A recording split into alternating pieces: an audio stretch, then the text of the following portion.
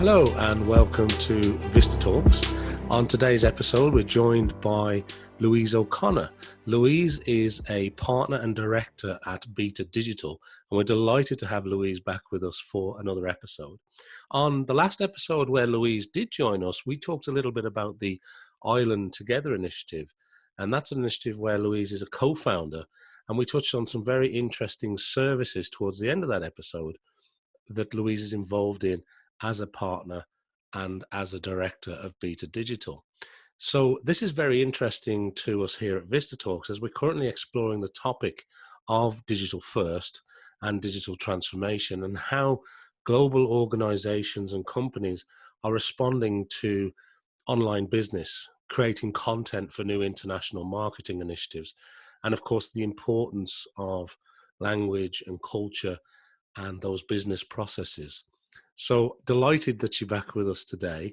And before we go any further, I'd like to get you to maybe share a little bit of your background again for our listeners. So over to you, Louise.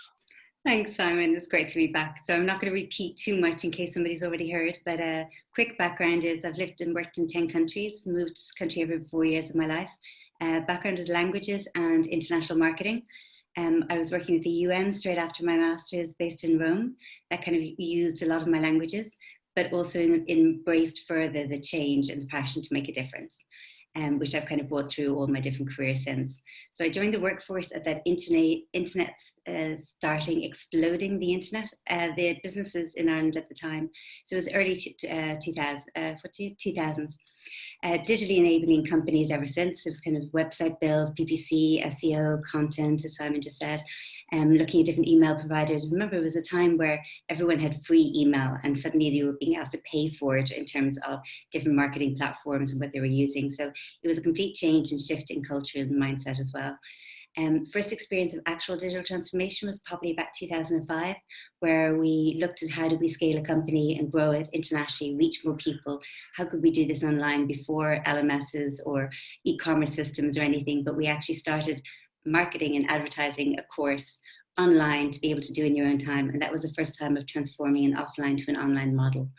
I suppose I continued then working in different startups, adapting the different business models, their communications, digital reach, scaling them internationally. Then started working with a couple of large corporates as well, different industries and sectors, but it's predominantly moving and adapting them to the online world through supply chains and delivery, partners, processes, brand, website, data management, customer acquisition, digital channels, remote working, ad operations, and revenue. So just different models across all areas of business. I returned to Dublin about 4 years ago, and digital transformation was quite a new buzzword, maybe a little bit murky in understanding, very misunderstood, and kind of a little bit too big for anyone to get their heads around. So by going in and understanding where companies were struggling in terms of maybe marketing or growing, you kind of see, well, if you're not growing, there's probably a different underlying challenge. And that's kind of what I've been looking at and how I look at companies when they're not quite sure what it is they need. So I actually set up my own consulting firm. So I'm partner and company director with Beta Digital, along with two other partners, Tony and Paul. We set up about 6 months before the pandemic hit. So suddenly there was a need. Timing was quite interesting. Suddenly everyone understood the urgency of adapting their businesses to an all digital world. And that's where we're at the moment. I also do a lot of mentoring for Enterprise Ireland and some for SFA. So I can see firsthand a lot of startups, the changes that are going through with either smaller companies, SMEs, straight through to the multinationals. Louise, I'm exhausted just listening to that. That is a whirlwind of experience. Thank you so much for sharing that again. Today's episode, I'm excited to talk a little bit about how the companies are transforming their businesses. You mentioned email and internet connectivity, and I had a flashback as you were talking to the days of dial-up internet and free ISPs, and my goodness, what a long way we've come. And today's topic, obviously, we're going to be talking about digital transformation today, and in particular, I wanted to start our discussion today understanding something that's called the Digital Maturity Index. It's very relevant to global content. In the localization world, we talk extensively about a localization maturity index. And in the digital transformation world, the digital maturity index is key. But could you take us through what it is, why it's important, and maybe start to unpack that a little bit for our listeners?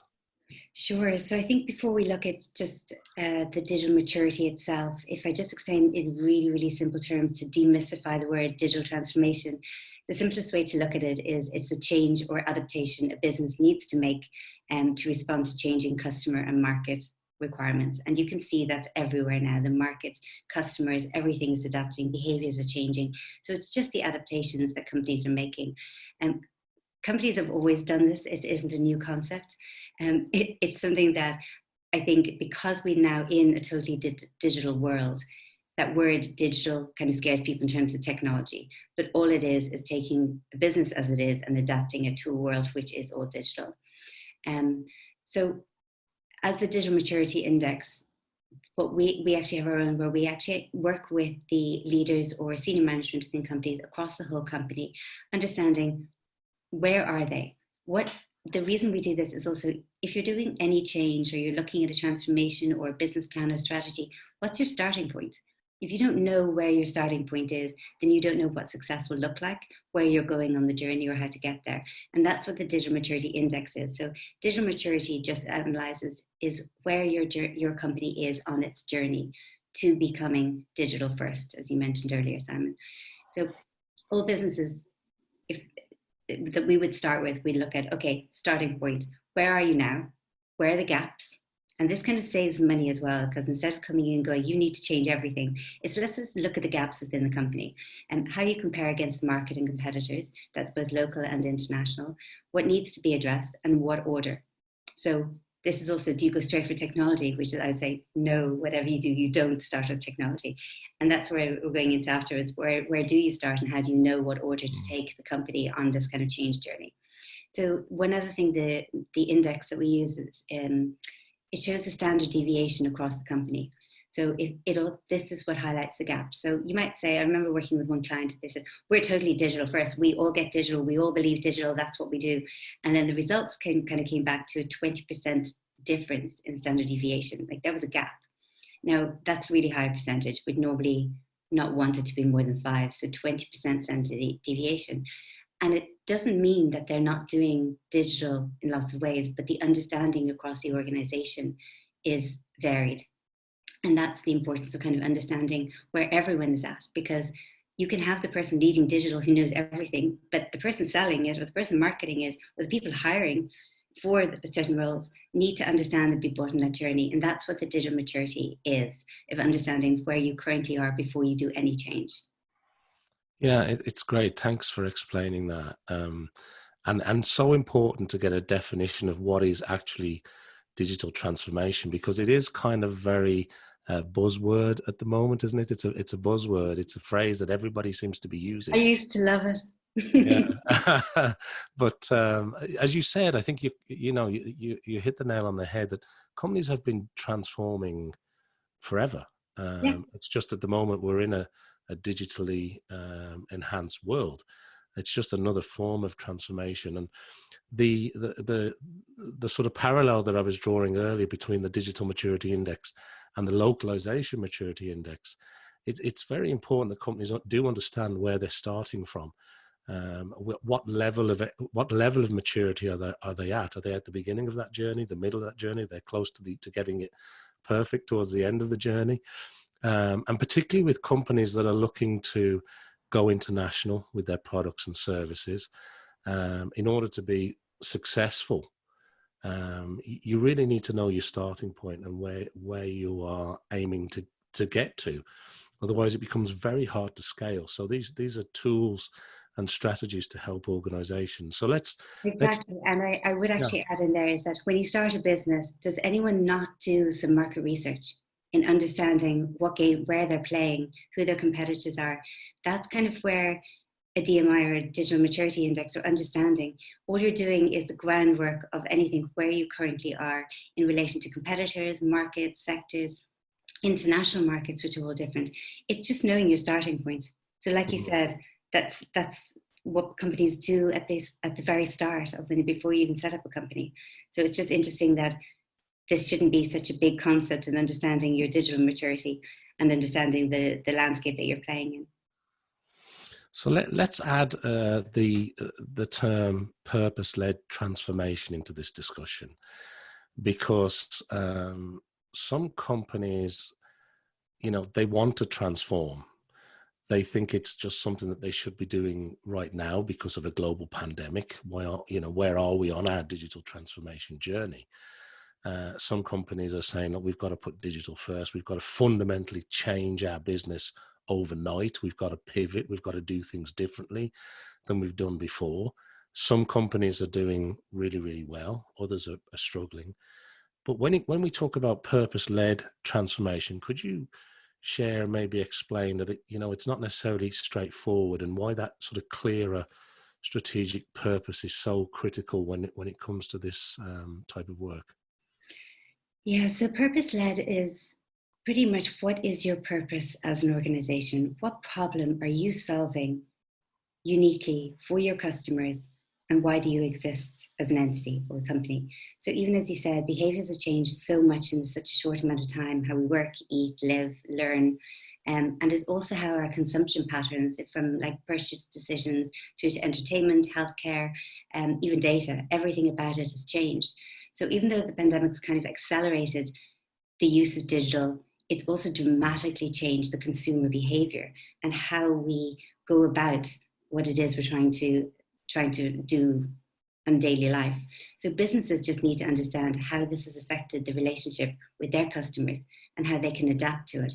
So that's where I'm talking about purpose. It's questions like, how have your customers behaviors changed? How are you engaging? What channels are they on? How are you going to reach them? What's your tone of voice? You need to have empathy at this time more than ever. What data are you using to actually analyze and show the changes in different patterns or behaviors or customer experience? How does it affect your purpose? So previously you did a great job at selling XYZ. Is that still a need? Is that still a demand?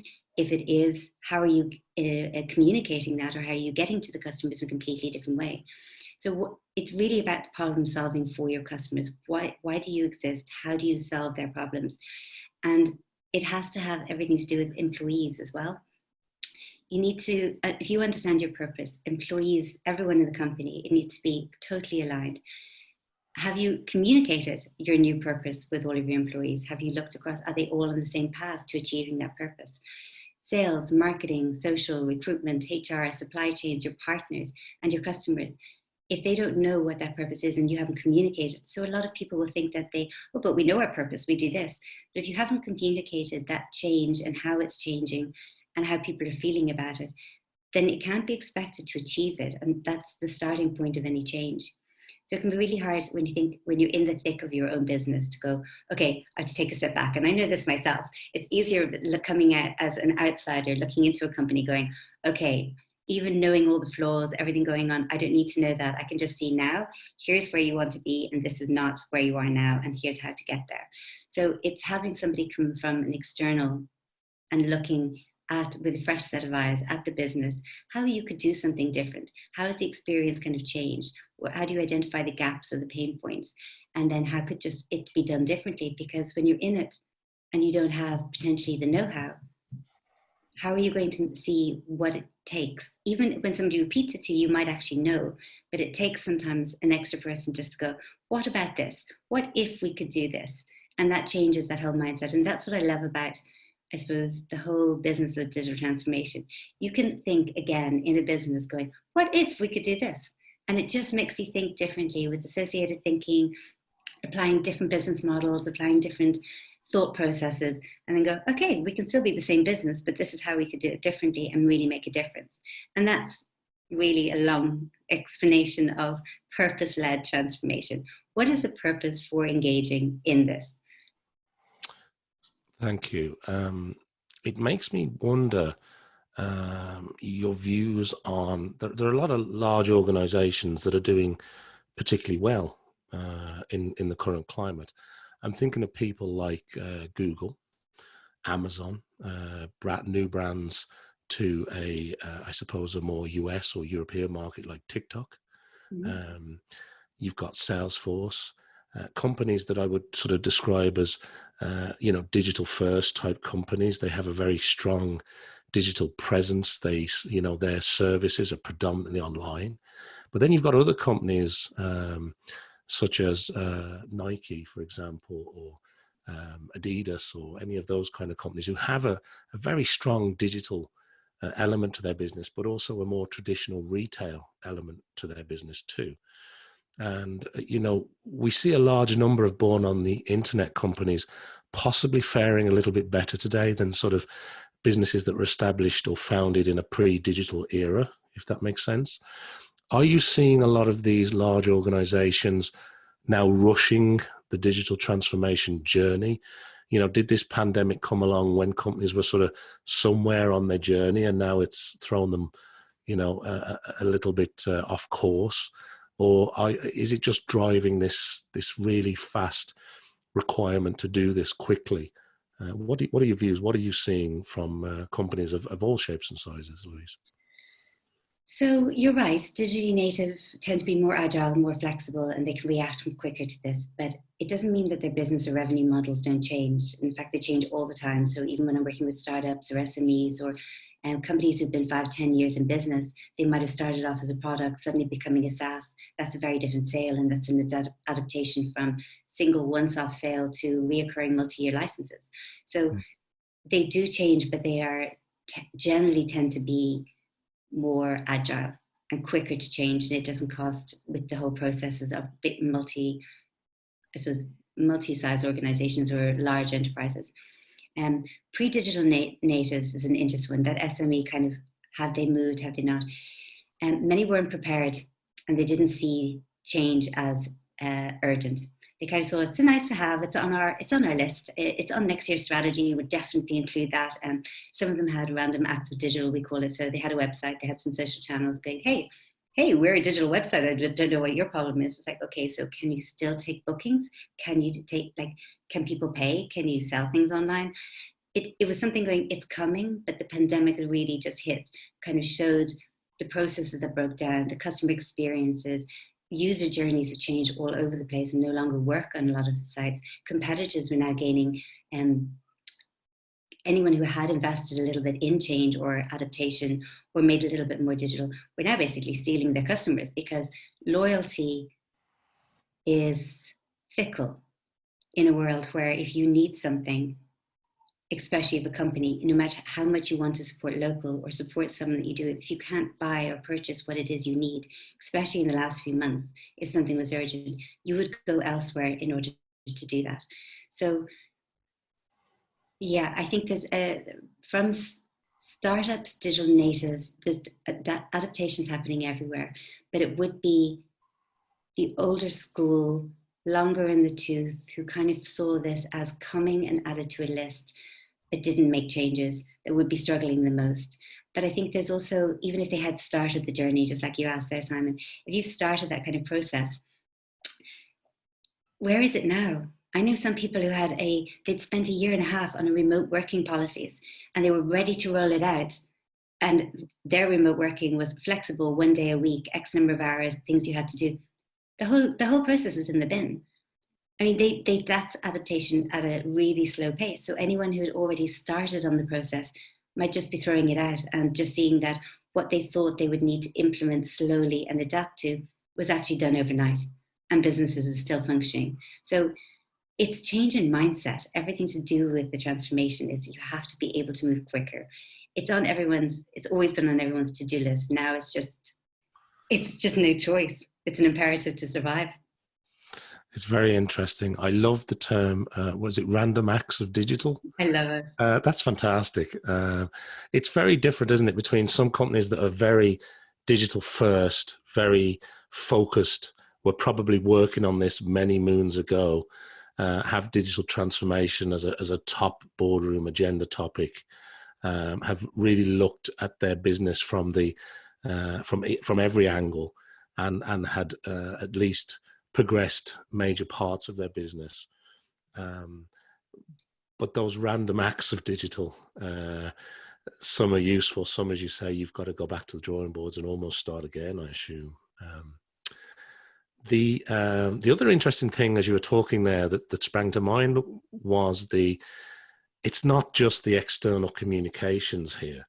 The external communications when you're trying to reach new markets, or you're trying to sell products internationally into a market maybe you haven't sold into before, or you're trying to grow revenues in your home market to a new sector of that market, and whether that's a language or a cultural perspective you have to take on that. It's also, you were talking a lot there about the introspective communications, almost bringing everybody along on this journey and really being able to communicate that. You mentioned a lot of departments within a large global organization, and making sure that those internal communications are very high on the agenda. 100%. I mean, if you're looking at any kind of change or innovation, it actually not only is a change in mindset, but you have to understand, want, believe in, and champion it. And that comes from C-level. If they really believe that change is the way to future-proof your business, drive competitive, be competitive for the future, then it has to be really felt and bring everyone on that journey. That's across departments. So it's every employee. They need to understand why they're making the change, how it's different, what role they play, that they have a voice in it, and then the measurement, which is really, really crucial as well, because knowing your starting point again will then enable you to set goals of where it is you want to be and on the journey of how to get there. So it's really important, because it takes full company-wide alignment for any change to be successful. Otherwise, people just revert back to their old habits. So in relation to the C-suite, that innovation, that sort of change leadership focus that people need to have, how is that relatable then to, I suppose, ultimately the outcome and making sure that a business is competitive, that it can grow, that it can do well in these uncertain times? Can you sort of maybe unpack that a little for us? Sure. I mean, any change is kind of complex. It depends on how you go about it. And I think one of the scary things about digital transformation is that people think, oh, it's stop everything and let's reassess it. I mean, any change should be run alongside business as usual. Businesses still need to make money. They still need to exist. They still need to gain customers, pipelines. So it's not a stop. It's not an either or. It's how do we look at a strategy? And it kind of goes back to my point earlier, where this has been done in companies forever. Whenever you're in a company, you're always looking ahead of what's coming, what's not coming. How do you add that? How do you add that to your strategy? How do you bring people along? The part that is, I suppose, a little bit different and more scary is that what you said, things are happening so fast, Simon. It's where you're adding technology constantly. Everyone's in firefight mode. They're changing it in such a different way that it's not easy to stop for a second and go, okay, where are we going from this? And I think that's where people are going to come out of this the next month or two and start looking, okay, so we added 100 billion licenses left, right, and center. We brought on new tech. There's communication everywhere. Suddenly, we're actually over-communicating, but nobody's understanding. We have no idea where we are. That's kind of where I think a lot of people are going to come out of this and just go, let's strip back all of this technology and understand what it is we want to communicate, and then decide which channels or technologies we use in order to do that. So understanding that it's no longer a nice to have, and that it is just a sense of future-proofing your business. You need to be flexible, agile, and bring everyone on the journey. And I think that's the most important part, because the word digital and digital transformation just relates to the fact that we live in a digital world. Like personally, 4 months, didn't leave the house, everything I could do. Now, obviously, I went for walks and I did not leave the house, but I wasn't buying anything or doing anything other than what's needed. You order everything online. Right. It's a digital world and how we communicate. Okay, no, thank you. And it's interesting that when you talk about future-proofing the business, it's so critical at the moment. The companies can see the roadmap and the way through. Let's get into the essential ingredients then, Louise. Let's talk about some of the work that you're doing with these large global clients. Let's understand. I'm intrigued a little bit to find out about the process, because you've got quite well, to me, it looks quite an extensive process. I'm hoping you can take me through it. You've got, if I'm right, you've got 3 critical stages. You've got the sort of 6-step process then through those 3 stages. And the bit that really intrigues me is what you term as the 9 digital motors. So I'm dying to know what that is. And maybe you could take me through that a little bit, and let's talk a little bit about the process there that you use and why you use it. To start with, there are so many frameworks and processes and approaches, and people have their own. I just know from decades of experience at this stage, it does come back down to the purpose. You need to know your why. You need to understand your customers, and that comes from data. You need the strong leadership and know-how to get you there, and it won't work. And companies will just become extinct if you don't know that. So even with these stages, so we kind of broke it down to try and simplify. And I know it doesn't sound so simplified when we're talking about 369 and lots of different things. All it is that there are 3 phases of any transformation. Understand where you are now, envisage where you want to be, and then build a plan to get there. I mean, it's really, really simple. It's kind of even like Simon Sinek's why, how, what. It's 3 steps or phases. What we talked then about the steps is that in order to make sure companies have full visibility on what is possible, what could be, we look at the digital maturity of the company right now, assess going, okay, here are your gaps. You don't need to look at this, they're fine. You may need to look at this. This is your starting point. Then you look at the industry around you. What are competitors doing? What else could that you be doing? And then where do you sit within that competitive kind of analysis? And that's again, kind of that digital maturity, both for yourselves, with internally, but also externally. Then you look at the next one. So then that's the kind of understanding where you are. If you're looking at envisioning where you're going, waves of change. It sounds like such a buzzword, but it's really, really looking at what is coming. What if I could plant 1,000 trees in 5 minutes? Drones can do that, humans can't. That's a what if scenario. What if my business could really make a difference and start dropping groceries off to people who needed it? Drones do that as well. What if we could 3D print new ventilators and really save so many lives by doing it? It's thinking outside the box, and that's kind of the waves of change, is what's happening. Because once you understand the different things that are happening within your industry, then afterwards you can decide, oh, that technology could actually enable it. So I'm over expanding here, but that's kind of the waves of change, because it's really exciting. That's the exciting place to be when you're envisaging what you could be. And then the destination is just as, what does that look like? And that's kind of part of the vision. Then the transformation piece is the last one. What is the strategy and what is the roadmap? How are we going to get there? So that's kind of the 3, 6. Once you see that there's kind of a big picture broken down into 2 for that, then you look at the fun digital motors that you seem so intrigued about. So the main part about digital motors is it's not digital motors. It's actually 9 motors in my opinion. I think my partner's going to kill me. But you've got vision and mission. So you've got 5 pillars: strategy, people, processes, technology, revenue, and your customer. I mean, that's what a business is. I don't think I'm missing anything out of that's what, in essence, your business consists of. So the 9 motors are kind of like, you've got your vision and your strategy. What is your purpose? Why do you exist? Why would your customers buy you? And what is the strategy to always make that the best it can be, for you to be the best in your market? Then you look at your organization.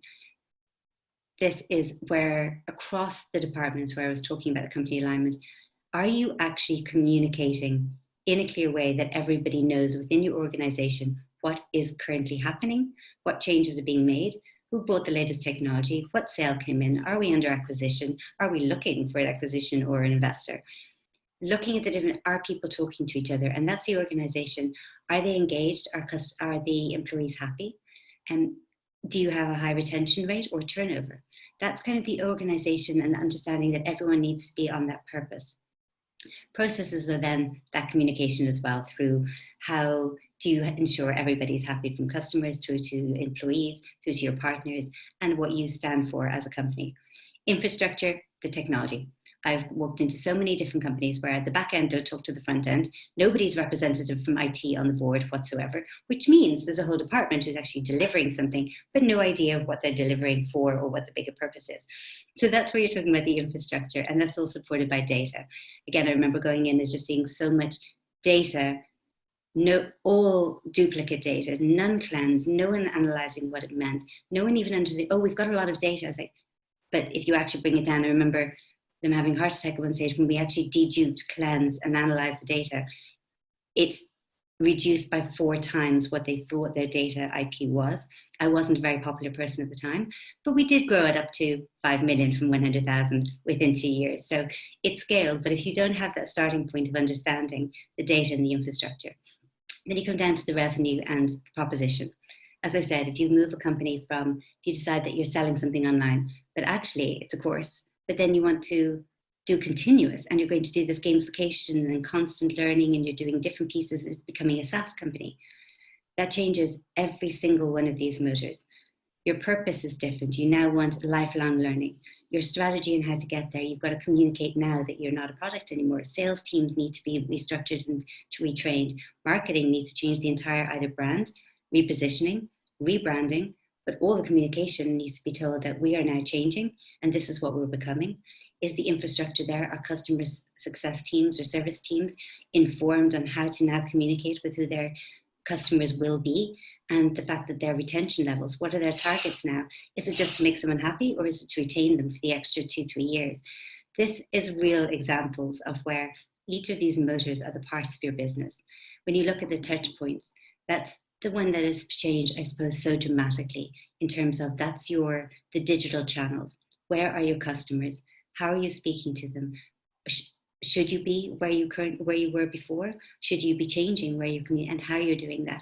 And then the relationship is that communication between your customers of understanding what do they care about? How are you helping them? And what is the value proposition of everything that you're doing for them? So does that kind of break it down? Not too complicated? Yeah, no, it does. It makes perfect sense when you go through it that way. It's as you said at the very start, there are a number of different processes that companies can use, and it's back to that straightforward. Back to that. What's the purpose? Why are we trying to do this? And I think then as you get further down into it with your 6 steps and your 9 motors or your 9 digital motors, you're basically talking about the fundamental building blocks of most large organizations. And that communication again is coming through loud and clear, Louise, that the communication through the organization is really critical when you're pivoting or changing and you're becoming more of a digital first type company. That leads me to a question I want to ask you, relatable, I suppose, to global content and to communicating effectively externally.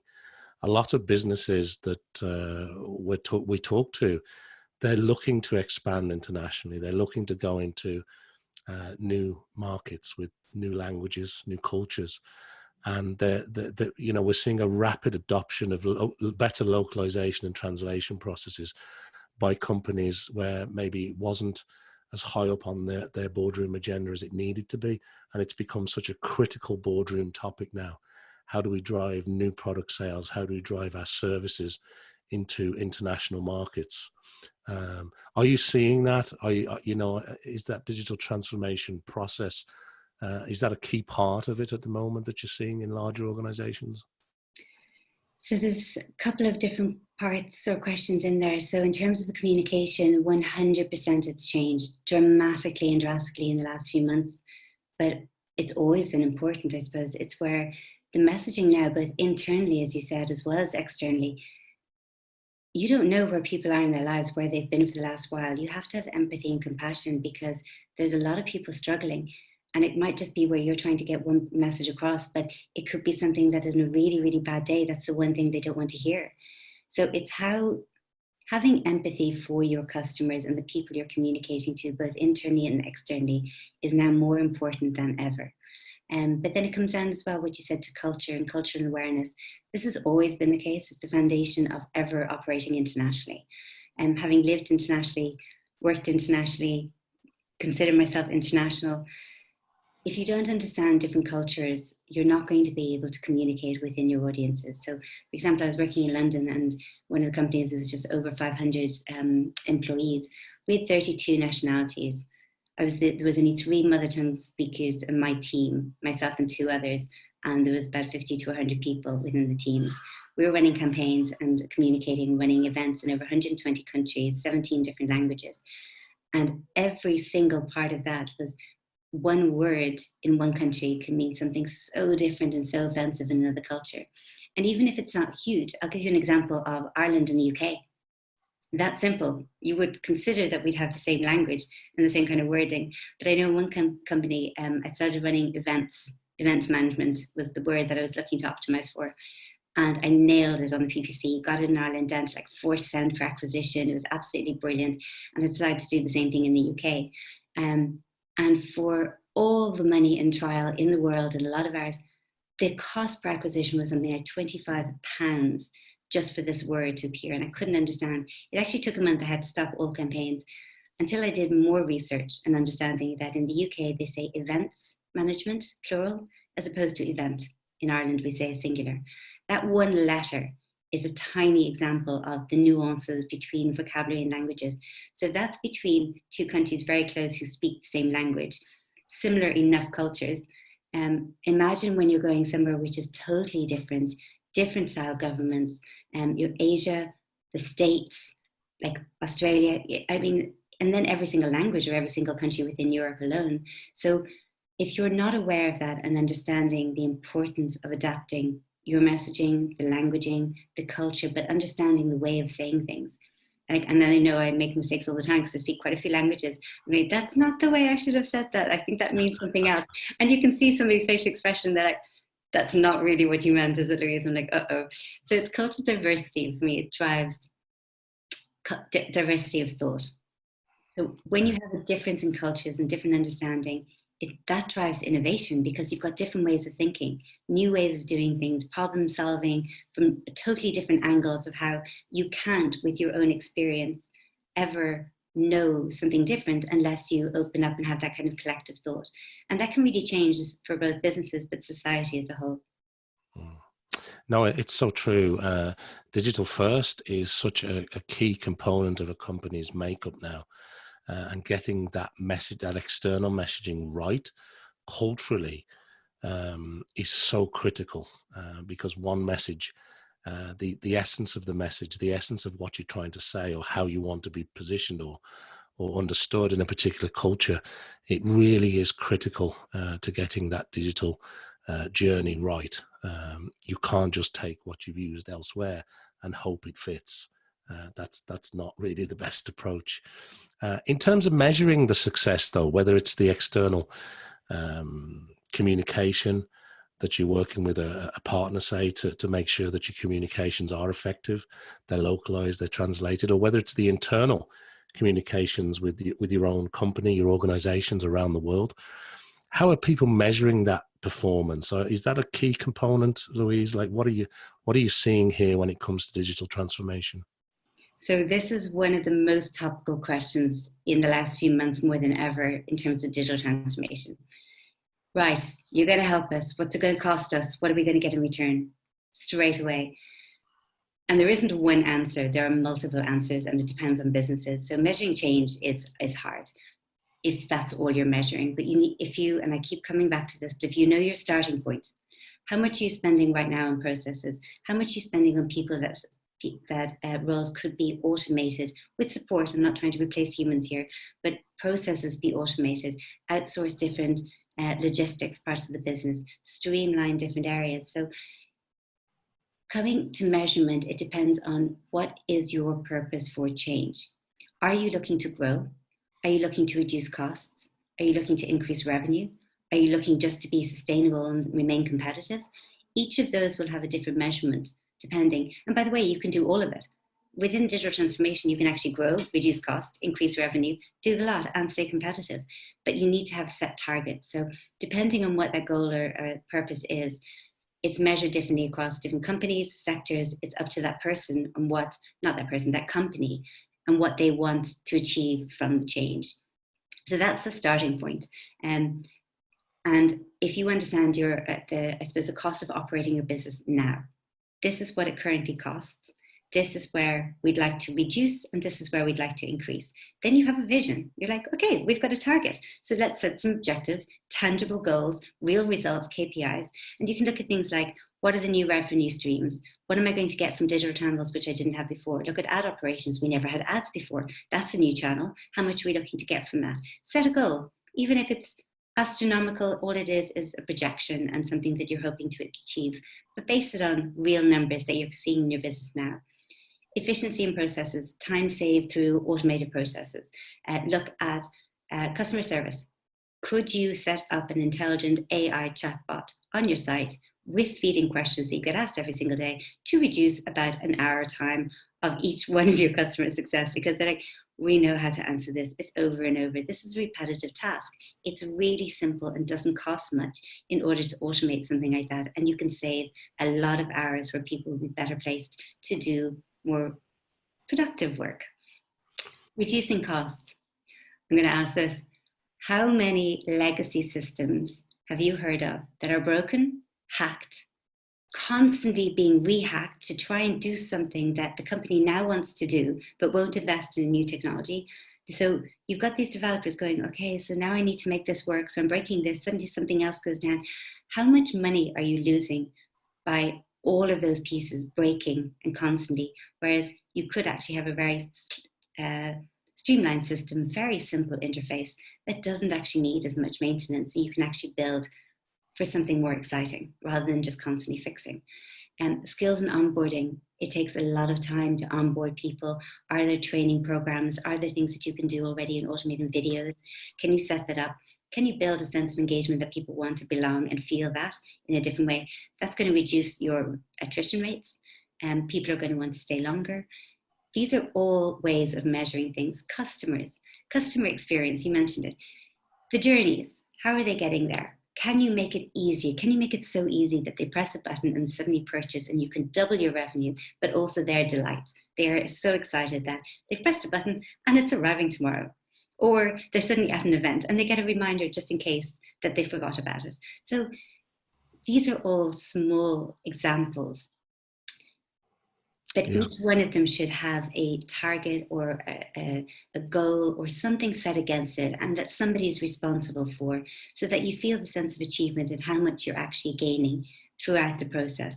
And they can be incremental. A tiny chatbot, honestly, you could set that up in a day or two, feed it with the questions you know, and you're already saving time, money, and making customers really happy where they don't have to pick up the phone for an hour and a half waiting on the phone. I've just done this recently, and so it's fresh to mind. And I can chat on the box going, oh, that's done. Thank you. Don't even know if it was a person, but it was very well handled. Thank you very much. So it's depending on your business purpose, why you're looking to change, the decision, the investment. You should never invest in something without understanding what you want to get from it. That's common sense in my head. So know what it is or why you're investing in it, have expected outcome, but make sure that everybody is accountable for it in a collective way. I don't mean just hitting them the target, in a collective way for making that change.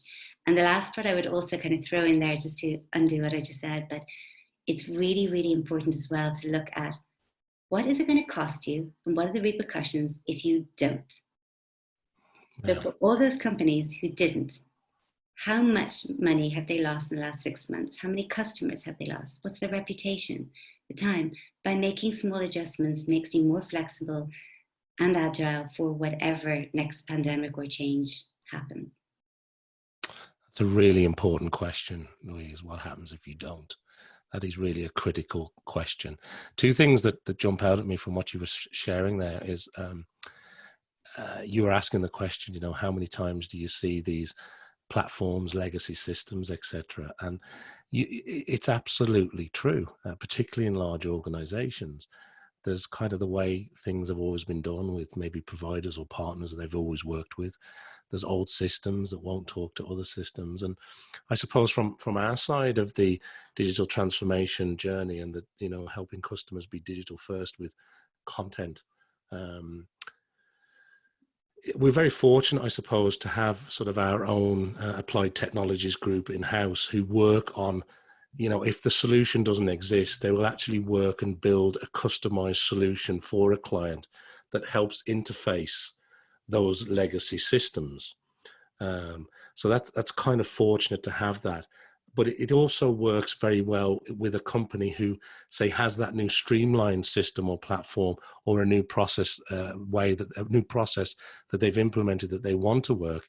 Being technology agnostic and being able to be flexible around whether it's that brand new shiny platform or system, or whether it's actually developing something from a software development or even a hardware perspective.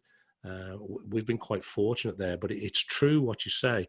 We come across that all the time, which is a very interesting point.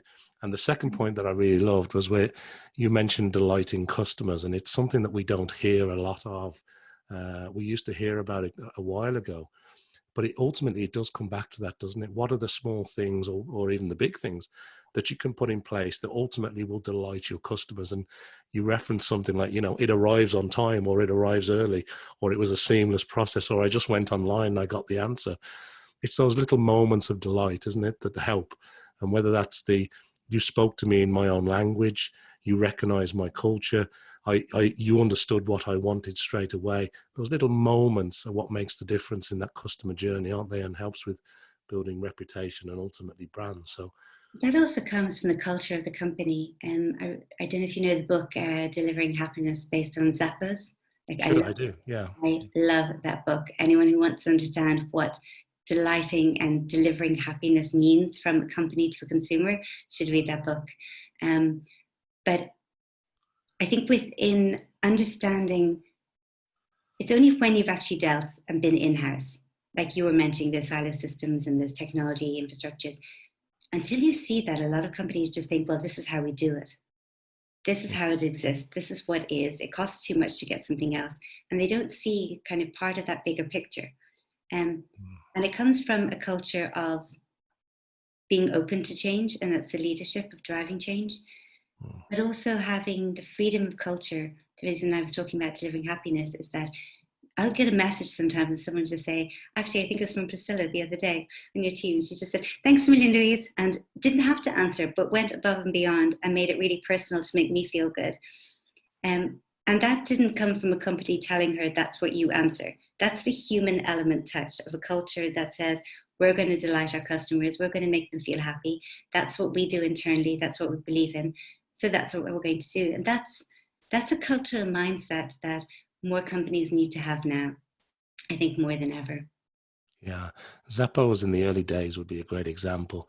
I think it was Tony Shave, I've got the name, who really invested heavily in that customer service.